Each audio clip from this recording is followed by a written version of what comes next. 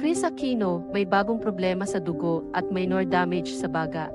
Hindi maganda ang naging resulta ng latest medical test na isinagawa kamakailan sa T-host actress na si Chris Aquino. Nagbigay ng ilang updates ang Queen of All Media sa kanyang health condition at inamin nga niya na may nakitang abnormal activities sa blood panel niya na kailangan ng agarang medical attention. Sa susunod na linggo, kailangang sumailalim sa iron infusion, isang procedure na maglalagay ng iron sa katawan sa pamamagitan ng karayom.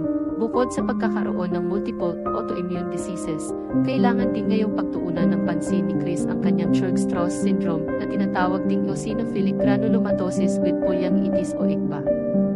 Ayon sa isang health website, ang Churg-Strauss syndrome ay isang rare disease characterized by inflammation of cells in blood or tissues.